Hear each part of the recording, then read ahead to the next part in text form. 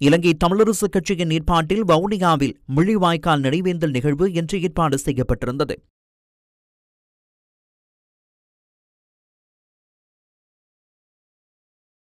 கண்டாவலி பிரதேச செயலகத்துக்குட்பட்ட பிரமந்தராறு, கொழுந்துபுலவு, மயில்வாகனபுரம் ஆகிய கிராமங்களைச் சேர்ந்த பொது அமைப்புகளின் ஏற்பாட்டில் முள்ளிவாய்க்கால் நினைவேந்தல் நிகழ்வு நடைபெற்றது.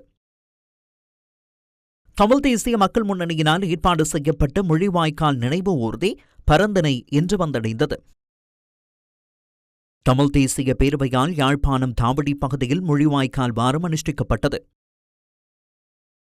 முள்ளிவாய்க்கால் நினைவேந்தல் வாரத்தை முன்னிட்டு யாழ் பல்கலைக்கழக மாணவர் ஒன்றியத்தின் ஏற்பாட்டில் நினைவாயுதம் எனும் ஆவண கண்காட்சி ஏற்பாடு செய்யப்பட்டது.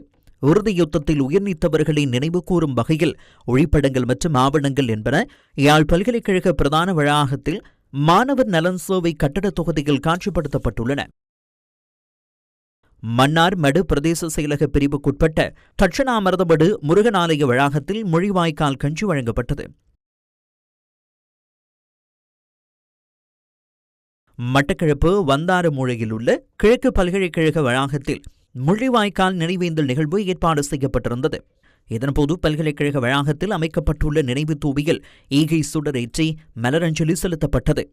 பல்கலைக்கழக தமிழ் மாணவர் ஒன்றியம் மற்றும் மட்டக்களப்பு மாவட்ட வலிந்து காணாமலாக்கப்பட்டோரின் உறவினர்கள் சங்கம் என்பன இணைந்து இந்த நிகழ்வை ஏற்பாடு செய்திருந்தன. இலங்கை தமிழரசுக் கட்சியின் திருக்கோவில் மேற்கு வட்டார கிளை மற்றும் சமூக சமய அமைப்புகள் காயத்ரி கிராம மக்களின் ஏற்பாட்டில் முள்ளிவாய்க்கால் நினைவு வாரம் அனுஷ்டிக்கப்பட்டது.